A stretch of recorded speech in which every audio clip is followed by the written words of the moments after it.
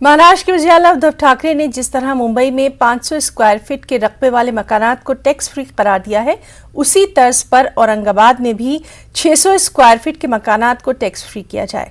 इस तरह का मुतालबा वंचित बहुजन अघाड़ी और मुस्लिम इत्तेहाद फ्रंट की जानिब से किया गया। इस सिलसिले में म्युनिसिपल एडमिनिस्ट्रेटर आस्तिक कुमार पांडे के तवस्सुस से रियासती हुकूमत को एक मुतालबाती मकतूब रवाना किया गया।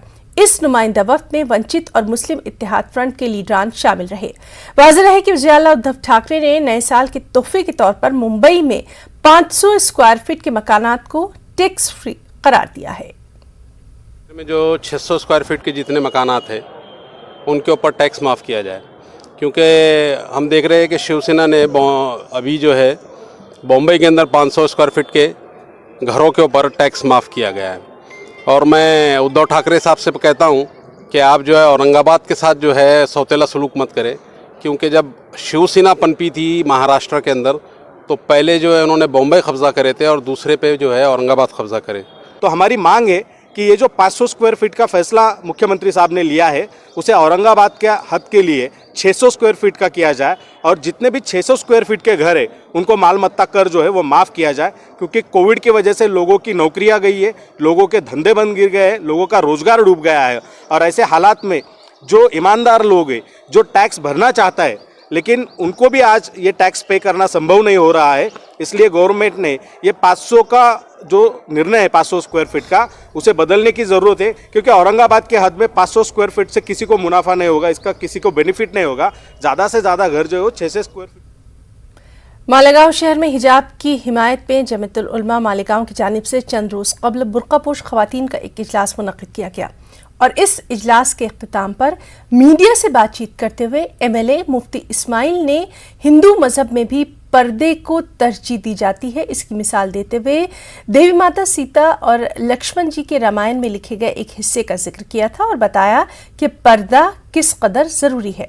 इसी बात को लेकर मालेगांव शहर के वीर सावरकर नगर में रहने वाली एक खातून वकील एडवोकेट मंजू शाह शजवारकर ने एडिशनल SP को तहरीरी शिकायत देते हुए कहा कि मुफ्ती इस्माइल का ये बयान हिंदू मजहब के मजहबी जज्बे को ठेस पहुंचाने वाला है, इसलिए उनके खिलाफ मामला दर्ज कर सख्त कार्रवाई की जाए।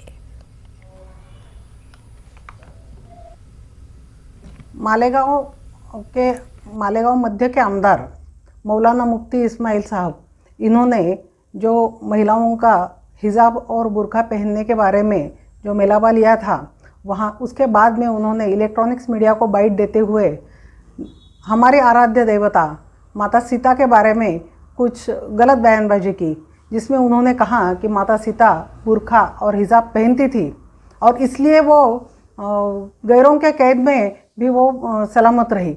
इस तरह का उन्होंने जो वक्तव्य किया और बंधु लक्ष्मण ने उनको जब पहचानने को इनकार किया, क्योंकि मैंने उनका चेहरा ही देखा नहीं, क्योंकि वो हिजाब और बुर्का पहनती थी। इस तरह का वक्तव्य बहुत गलत है और उन्होंने हमारी धार्मिक आस्थाएं और भावनाओं को बहुत बड़ी ठेस पहुंचाई है और इसके लिए हम उनका निषेध बहुत ज़्यादा कड़ा निषेध करते हैं और उनके खिलाफ ये कॉग्निजेबल ऑफेंस है। उनके खिलाफ मैं पुलिस के पास एक फिरियाद दाखिल किया हुआ है, उन्होंने उसकी FIR रजिस्टर करनी ही चाहिए और अगर पुलिस ने ये FIR रजिस्टर नहीं किया तो मैं उनके खिलाफ कोर्ट में जाऊंगी। मैंने रामायण के हवाले से ये बात कही है कि राम की बीवी सीता जिस ज़माने में उन्हें अगवा कर लिया गया था, उठा करके ले गए थे, बरसों का ज़माना उन्होंने गैरों की कैद में गुजारा, लेकिन उन्होंने अपनी इज़्ज़त की, अपनी आबरू की जिस तरह हिफाजत की, उसका सबसे बड़ा सबब हिजाब और पर्दा था।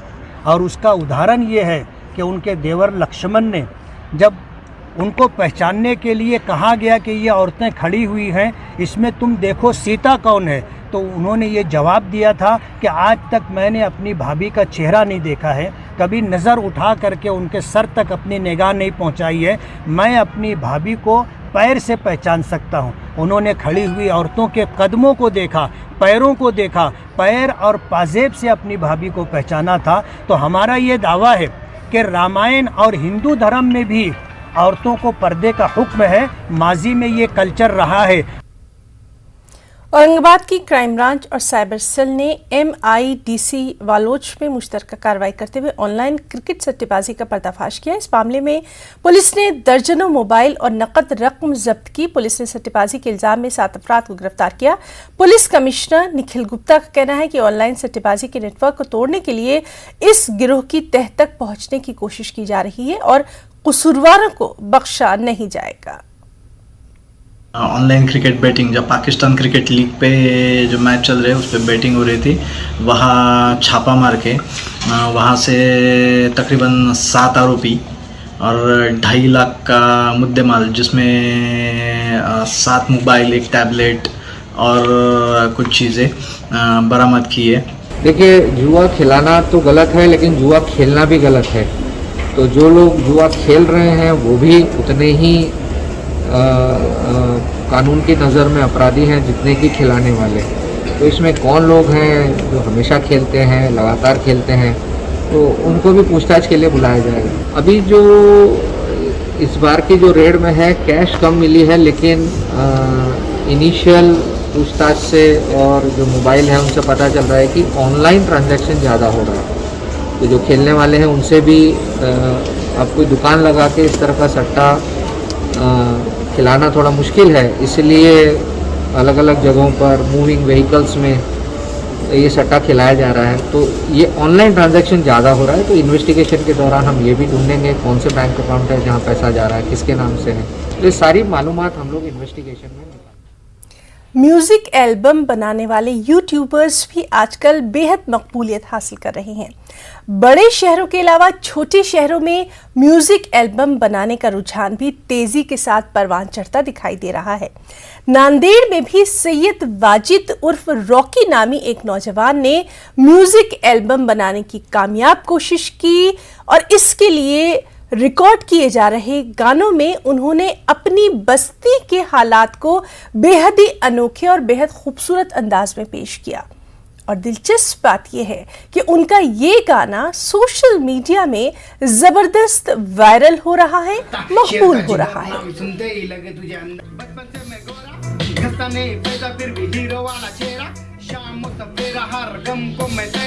आबादी में रहकर लिखता हूँ मैं गहरा, यहाँ कोई नहीं मुखलिस का बनूं मैं वकीला, न किसी का सहारा, अपने दम पे ही जिया, बच्चा करे गैंगस्टर में KGF का दिला, तेरा गर्दन घाट दे लाख चिन्ना दिला।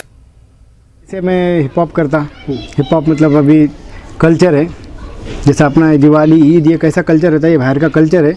वो कल्चर में अपन जीते पहले से, बचपन से।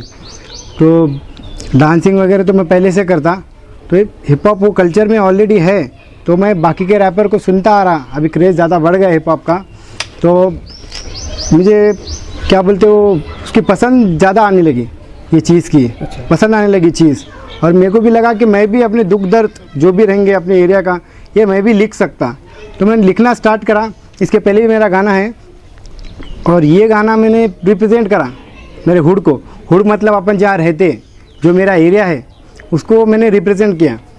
और ये एरिया कैसा है, क्या नहीं, अच्छे भी चीज़ें बताया इसमें मैंने, बुरे भी चीज़ें बताया। अब तुम्हारे देखने का नज़रिया डिसाइड करता है कि उसको आप कैसे देखते। इसमें तो देखो मुझे अभी 4 महीने लगे ये चीज़ को करने को, कंप्लीट करने को। पहले म्यूज़िक बनाना, सबसे पहले ना इसमें क्या करना पड़ता, लिरिक लिखना पड़ता। क्या लिखने का, अपने कौन से विषय पे क्या बोलते, कौन सा सब्जेक्ट है अपना, उस पर लिखना पड़ता। लिखने के बाद उसको याद करना पड़ता, उसके बाद उसके हिसाब से म्यूज़िक बनाना पड़ता। म्यूज़िक के बाद मिक्स मास्टर करना पड़ता, फिर उसके बाद वीडियो करना पड़ता, वीडियो के बाद एडिटिंग करना पड़ता। फिर ये सारी चीज़ें चलते रहती कंटिन्यू में, और इसमें बहुत सारा पैसा भी खर्चा आता, वो भी अपने को मेंटेन करना पड़ता, क्योंकि अपन तो घर के अमीर नहीं है। अब्बा तरकारी बेचते, सैयद सुल्तान नाम है उनका, और अम्मी तो अभी घर का काम करते, अपने पास तो कुछ है नहीं ऐसा।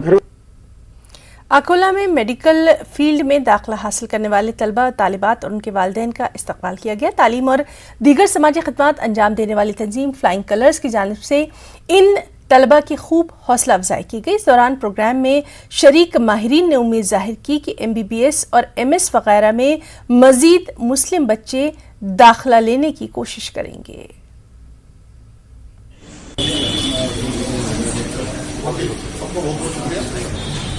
वो उनके साथ साथों का जब फेलिसिटेशन हुआ, वो जब यहाँ मौजूद नहीं थे, लेकिन जाहिर सी बात है खुशी है उनके दिल में भी चूंकि वो आ गए हैं तो मैं चाहता हूँ कि उनका भी एहलियान अकोला के लिए ये खुशी की बात है कि अल्हम्दुलिल्लाह इस साल MBBS मुकम्मल करने के बाद में तकरीबन 4 मुस्लिम स्टूडेंट्स का सिलेक्शन मास्टर डिग्रीज़ के अंदर हुआ है। इसी तरह तकरीबन 10 से 12 ऐसे स्टूडेंट्स जिनका MBBS के अंदर अल्हम्दुलिल्लाह दाखिले जिनके हुए हैं। हम इन तमाम स्टूडेंट्स और इनके वालिदैन को फ्लाइंग कलर्स फाउंडेशन और एहलियान अकोला की जानिब से मुबारकबाद पेश करते हैं और दुआएं करते हैं कि अल्लाह ताला इन तमाम स्टूडेंट्स को अपनी पढ़ाई मुकम्मल करने के बाद में खूब कौम व मिल्लत के काम में आगे बढ़ चढ़कर हिस्सा लेने की तौफीक। अमरावती के अकबर नगर के बाशिंदे पानी की किल्लत के सबब पानी के लिए दर दर की ठोकरें खाने पर मजबूर हैं। क्या बुजुर्ग, क्या बच्चे और क्या खवातीन सभी पानी के लिए परेशान हाल है। पीने के पानी के लिए इन लोगों को काफ़ी दिक्कतों का सामना है। एक लंबी मुसाफत तय करने के बाद ही इन्हें थोड़ा सा पानी मिल पाता है, जिस पर इन लोगों को बमुश्किल गुजारा करना होता है। जहां पानी लाने की वजह बुजुर्ग खवातीन मुख्तलिफ अमराज में मुब्तला हो रही हैं, वहीं बच्चों को तालीमी नुकसान का भी सामना है। हालांकि इस मामले को लेकर मकामी लोगों ने कई बार अवामी नुमाइंदों से रुजू किया, लेकिन कोई हल नहीं निकल पाया। बोले एक साल में 1 महीने में पाइप बदल जाती, साल भर हो गया, पूरा रमजान आ रहा, पाइप का कोई पता नहीं है, पानी का कोई पता नहीं है। पाइपलाइन कब बदले जाएंगी हमको कुछ भी नहीं मालूम। गिलास दे रहे और चले जा रहे। कितने सालों से परेशानी है हमको 5 साल से पूरी परेशानी, 5 साल से अभी पानी का एक बूंद नहीं है। पहले पाइपलाइन गिरी थी, 4-8 दिन आया पानी, जब से पानी है ही नहीं इधर। नगर में 5 साल से पानी की बहुत ज़्यादा किल्लत है। हर किसी के पास पहुंच चुके हैं पानी का मसला लेके। वाटर सप्लाई में भी गए, महानगर पालिका में भी गए, लेकिन हमारी कोई कहीं पे भी सुनवाई नहीं हुई। और ये जो पाइप है ये 3 या 4 इंची पाइप है, जिससे पानी बिल्कुल सबको नहीं पूछ सकता। हर किसी के घर में मशीन लगी, हम किसको बोले आप मशीन बंद करें। बच्चे पानी लाने को जा रहे, भीड़ जा रहा है, घर फुट जा रहा है, हम जा रहे हैं, हम लुढ़क जा रहे हैं, मगर अकबर नगर में पानी का बूंद नहीं है। कहाँ जाना, हमने सब मशीनें लगा दे रहे। मशीनों से हमारे गली में पानी नहीं आ रहा है, बहुत परेशानी है पानी के। रमजान आ रहे हैं, अभी ना हम कहाँ जाएंगे। और नाज़रीन, जिस तरह से हमने आपको अभी बताया कि म्यूज़िक एल्बम बनाने वाले यूट्यूबर्स आजकल बहुत ज़्यादा मकबूलियत हासिल कर रहे हैं। नांदेड़ में भी सैयद वाजिद उर्फ रॉकी नामी एक नौजवान ने म्यूज़िक एल्बम बनाने की कोशिश की है और इन्होंने अपने इस एल्बम में अपनी बस्ती के हालात को बेहद अनोखे अंदाज में पेश किया है। उनका ये गाना सोशल मीडिया पर खूब वायरल हो रहा है, मकबूल हो रहा है। आइए आपको सुनवाते हैं। को लगता शेर का जिगर, नाम सुनते ही लगे तुझे अंदर। बचपन से मैं गोरा, घसता नहीं पैदा, फिर भी हीरो वाला चेहरा। शाम सवेरा, हर गम को मैं तेरा। आबादी में रहकर लिखता हूँ मैं गहरा, यहाँ कोई नहीं मुखलिस का बनूं मैं वकीला। न किसी का सहारा, अपने दम पे ही जिया। बच्चा करे गैंगस्टर में KGF का दिला। तेरा गर्दन घाट दे लाख चिन्ना दिला। माइंड रखते ओपनर, खाते हम ओपन जा कुठे पण तिथं भेटणार फक्त आपण। छोटूच्या गल्लीमध्ये बघितलं मटन सापण, खुदा की कसम चपातानी बटन। बिजले का रिंगा तो वाजा फुले मार्केट, इधर के पोटे बहुत ज्यादा सर्किट। बातचीत कम इधर शुरू मार्केट, खाने में नाम से पोटे अपने चाचित। चोले पर मार करता खा